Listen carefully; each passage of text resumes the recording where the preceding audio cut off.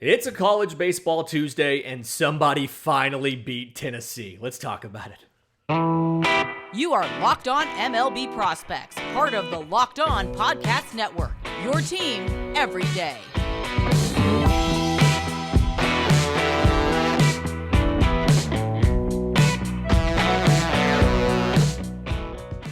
Yes, welcome on in to Locked On MLB Prospects, your home for all things minor league baseball. I'm your host, Lindsey Crosby, baseball writer for Sports Illustrated. Thank you for making this your first listen every single day. And we've talked about it all season, how Tennessee's the best team in the nation. Somebody finally beat them. So they go to Kentucky, the same Kentucky team that is 26-21 on the season, that is 9-15 in conference this season. They got swept by Arkansas in the first weekend series, and they lost 2 out of 3 to Tennessee. Just the opener on Thursday goes into extras. Kentucky wins 3-2 in 13 innings. On Friday, Kentucky's up 4-2 in the 8th. Rain suspends the game until Saturday. They come back on Saturday with a 3-2 lead and win 5-2. The finale was a 7-inning game. Tennessee wins 7-2, but that's the first series loss for Tennessee now. So the sky's not falling. I mean, the best teams are nobody wins every single game. And so this is not the end of the world for Tennessee, but it's something where Tony Vitello has set the bar for this team so high, that it's notable when they lose now. And you have to understand they were playing on the road in the SEC in adverse weather conditions. So at some point in the weekend, and the quote from Tony Vitello is you're going to have the weekend where you don't play your best. We didn't win out this weekend. So the question for them is, can they regroup and can they figure it out? And the issue was offensively. So we know that they average 9 runs a game. In the 2 losses, they had 10 hits and 4 runs across 22 innings. They gave at-bats away. They were inconsistent with their at-bats. And it's something where they have to get back into the space of, we can be patient, we can wait for good pitches to hit, and we can hit them. Chase Dollander came back, though. So Chase Dollander was hit on the arm with a line drive against Alabama. Hasn't appeared in a game since. I think he's missed 3 weekends. Came back this weekend, threw 52 pitches and 4 innings of relief, 2 hits, 1 run, I think was unearned, struck out 5. So having him back just gives you a ton of options as they knock out the last 2 series. They've got Georgia, then at Mississippi State, and then the SEC tournament. They're still on track to be one of the top 5 teams in the country, probably either number 2 or number 1. Number 1, the new national number 1, is Oregon State. So they had their rivalry matchup with Oregon. And I love what the Pac-12 does with this here. So Oregon State and Oregon, 3-game matchup in Corvallis. And so the non-conference matchup on Tuesday was these same teams, but at the other team's house in Eugene. So Oregon State goes to Eugene, wins 2-0, comes home for the weekend, and sweeps the series, 5-1, 8-7, 4-0. So Oregon State now, 3-game lead on Stanford for the Pac-12. They're now number 1, and it's the first time they've been number 1 since they won the national championship in 2018. So they have this. They also beat Oregon in another midweek non-con game 2 weeks ago. So they're 5-0 against their biggest rival. Play your biggest rival as much as possible because these games are always good. I love this. Oregon State has just quietly been a juggernaut out there. They've only lost 1 series this season, same as Tennessee. Their loss was first weekend of April to Stanford. Again, 3-game lead in the Pac-12. They're scoring almost 8 runs per game, so their offense is almost as good as Tennessee's. They're top 10 in team ERA. It's 3.5. They lead the nation in fielding. I think that was Arkansas. Arkansas had 8 errors at Auburn. 6 errors at Auburn. So now Oregon State has the number 1 fielding defense. But then you go to add to that, and you've got guy we've talked about before, Cooper Hjerpe, probably one of the best pitchers in the country, 9-1, 2.08 ERA. You add back to him Jake Finnings, got got hurt earlier in the season, missed 6 weeks, is back now. He's 2-0 with a .48 ERA through 5 scoreless innings against Oregon. On Sunday, 69 pitches. Just very nice outing for him. And then they've got another youngster, Jacob Matz, 8-0, 3.41 ERA. So you take this rotation, you give him a guy like a Jacob Melton in the outfield, 376, 451, 708 slash line, 12 home runs, 18 stolen bases. I've got him projected as probably the third college outfielder off the board, probably a first-round pick come July. And so, like, Oregon State is now a scary team when you get to the postseason. I mean, they're definitely going to host a regional. They're going to be one of the top 8 national seeds. And it's a little bit, like, worrying if you're matched up against them. If you're in that regional, good luck. That's one of the best pitching staffs and one of the best offenses in the nation, and you have to fly out there to play. So good luck with that. Some of the other hosts. Arkansas wins 2 out of 3 against Auburn. So they come from behind to win 11-8 on Friday. They lost Saturday 5-3. They come back and win 7-4 on Sunday. Knock out Auburn starter Joseph Gonzalez on Sunday, a guy who had averaged like 7.5 innings a start in SEC play. Knock him out, I think, in the third. So 2-game lead atop the SEC West. They're 2 games up of LSU and Texas A&M. 3rd game up on Auburn with 6 games left. Now, nothing's perfect. Their ace, Connor Nolan, got roughed up a bit on Friday. The offense was able to come in and save him. Sunday, youngster Jackson Wiggins gave a great start. Really looks good. And something where Auburn just had no answers for him. And so Auburn now has to regroup. That's 2 straight weekends where they've gone 1-2. Now, granted, they played at the time number 1 Tennessee and then number 2 Arkansas. Or number 3 Arkansas. So I get it. You play some tough teams, but now Auburn's got to regroup.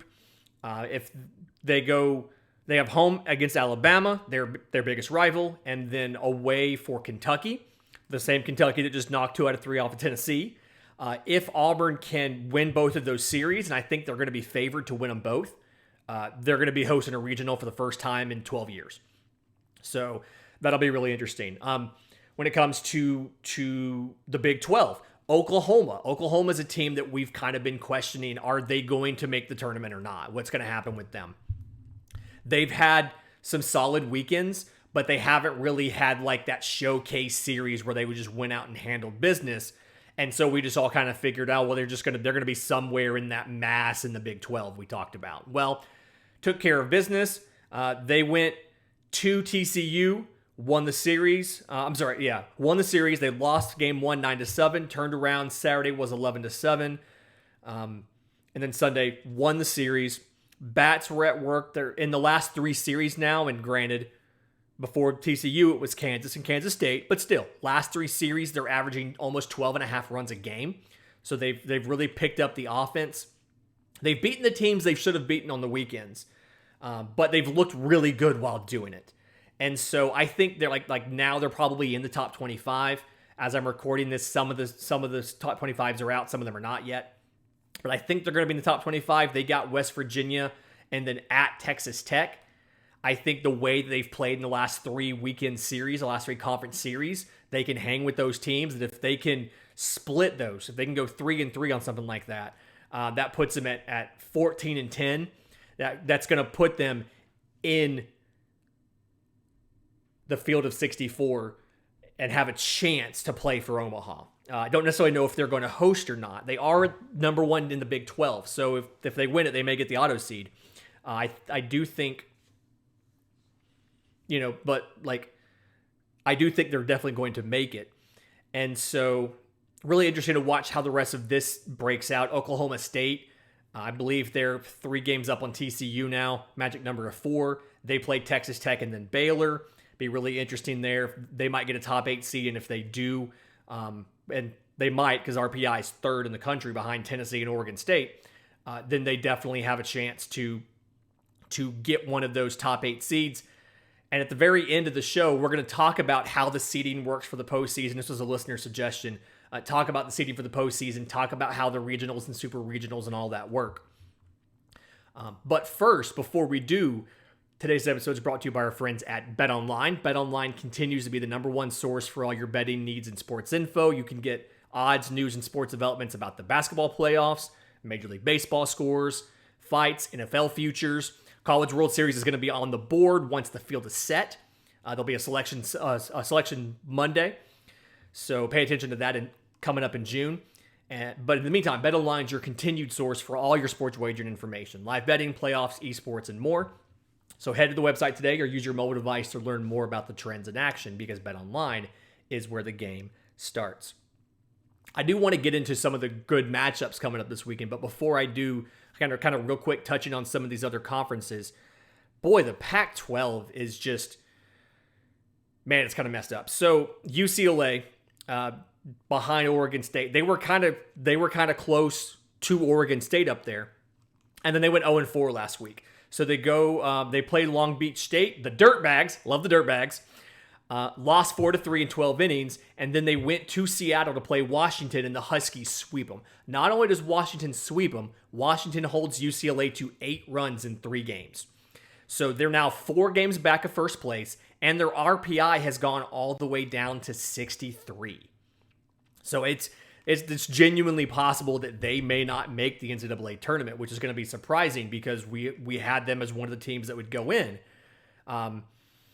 And, you know, they're a young team. They've had some injuries, and they just had some bad weekends. They opened Pac-12 play. They lost to USC, who's right now in last place. You always hate to lose to the last place team. They had to go to extra innings to beat Harvard, swept by Washington. They've still got to go to Cal State Fullerton and then host Washington State. Both those teams have losing records, but USC has a losing record, and USC won the series against them. Georgia Tech in the ACC, I don't know what to make of Georgia Tech. Kevin Parada's a machine. We know that. But, they won the series against Miami. That gives them series wins against Miami, against Florida State, against Georgia, against Virginia Tech. They've got a top 20 RPI.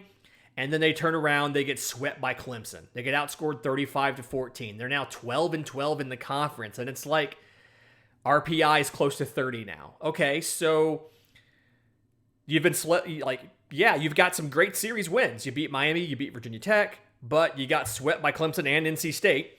And you lost your series to the 2 teams that are fighting to even make the ACC tournament in Duke and Clemson. So they play Georgia Southern Wednesday, so day after this. And then they get the weekend off for finals, and then after that, they go to Pitt. So that's going to be really pivotal. When they are on the road, they are 6-12. So if they lose at Pitt, then they've got to make a deep run in the ACC tournament just to make a regional appearance. But, just wild stuff going on.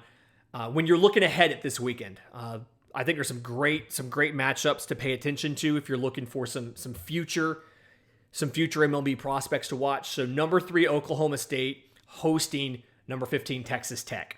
So 2 of the best teams in the Big 12. Texas Tech obviously has another young. There's just more of these kids. Jace is projected to be a top 10 pick. It's something where Texas Tech needs the boost to their RPI. Oklahoma State wants to go ahead and clinch the Big 12. If they sweep, they could do that. But I don't expect a sweep to happen. I expect Oklahoma State probably take 2 out of 3. I do want to see what Jace Young does against his pitching staff. That'll be very pivotal as far as when it comes to draft time, what's going to happen there. A explosive matchup in the ACC, Virginia Tech versus Louisville, both in the top 10. Virginia Tech has been extremely hot recently. They're 33-10 right now, 14-8 in the conference. They've won series against Miami and Virginia. Both those teams were in the top 10 at the time. And so now they're hosting Louisville. Louisville is another team, 9.2 runs per game. They're in the top 12 at scoring. Virginia Tech's right behind them at 8.9 or something. But both these teams, if they can win out, both these teams can clinch a top 8 national seed.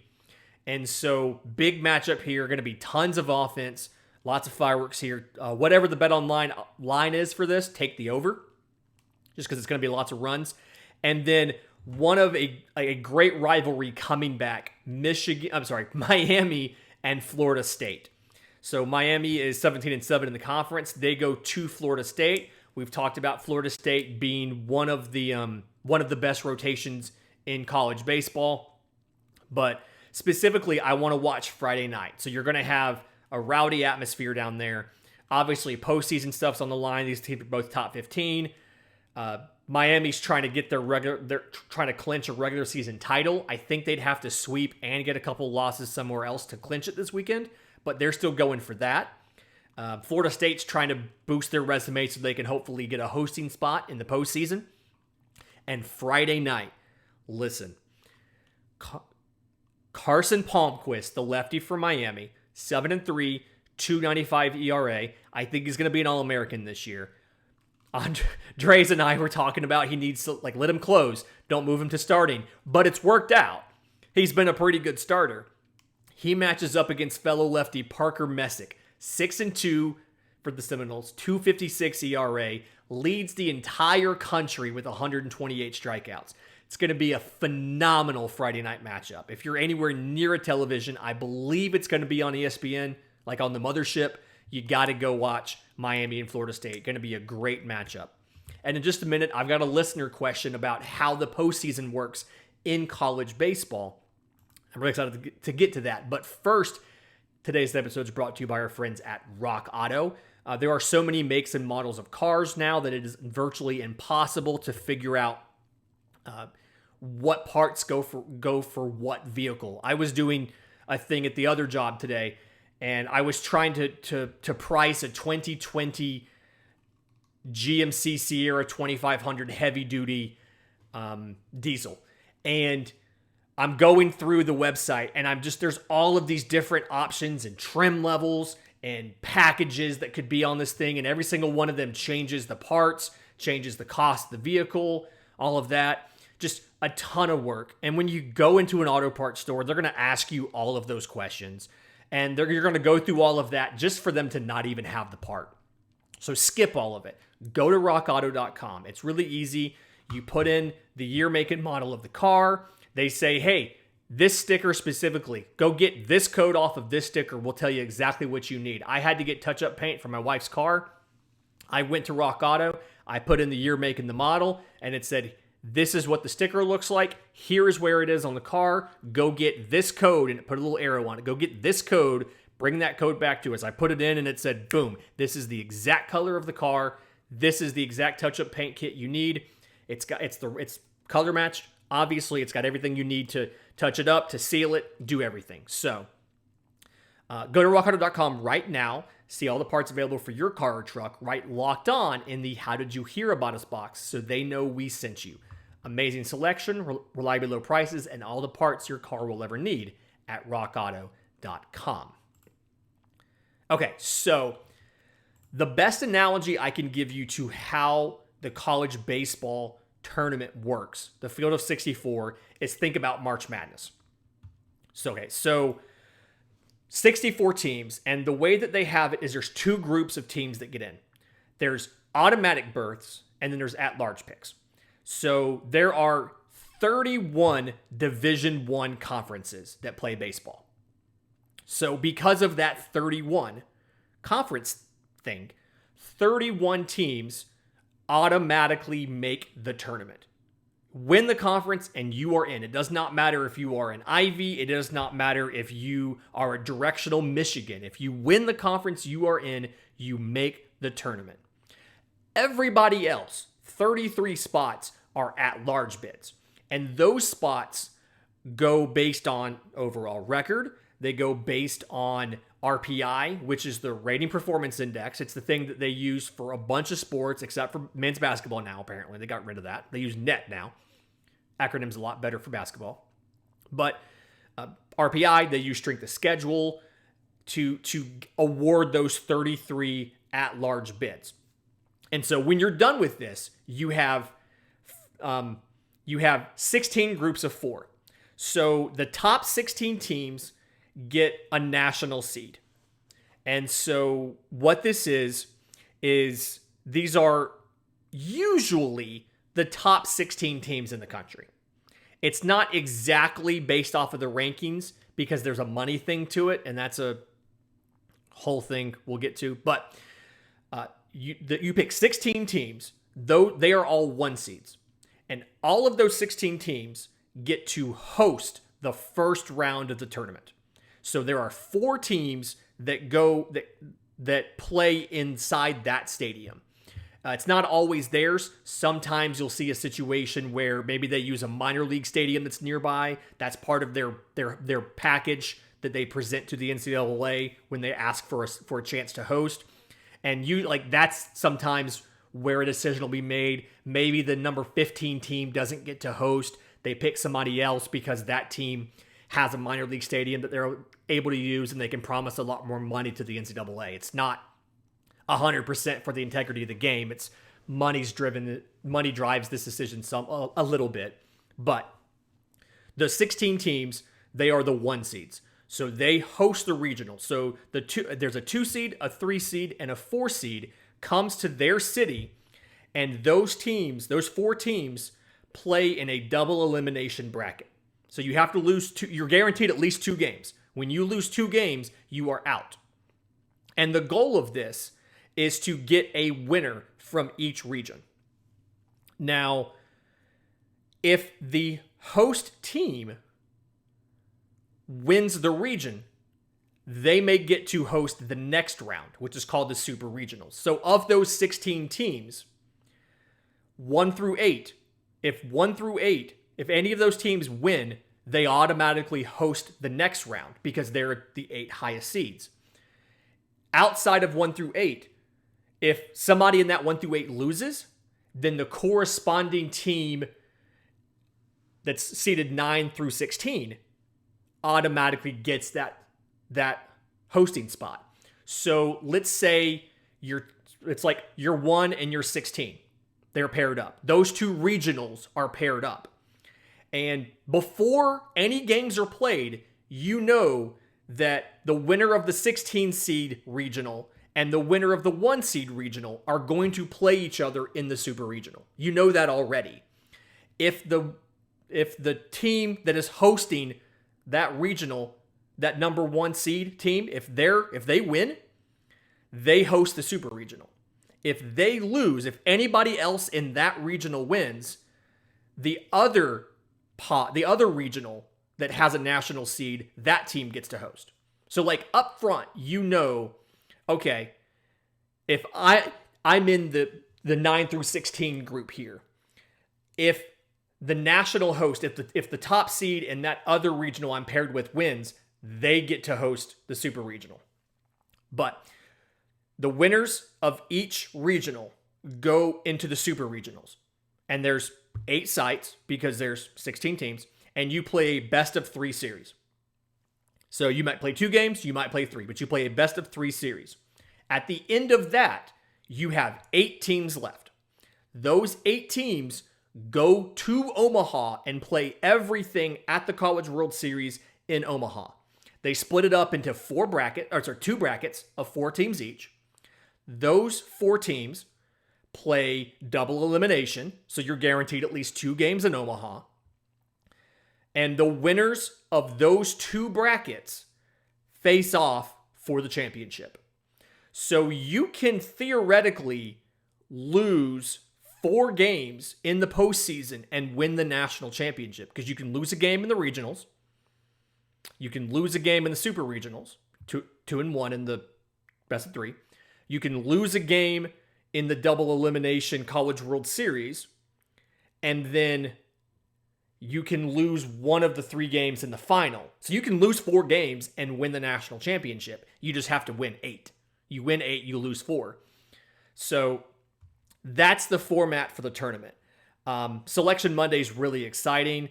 This is one of my favorite times of the year, is getting to sit and watch these amateurs play baseball. My sister actually got to go a few years ago. Super exciting. So if you've never watched the College World Series, it is tons of fun because these are amateurs.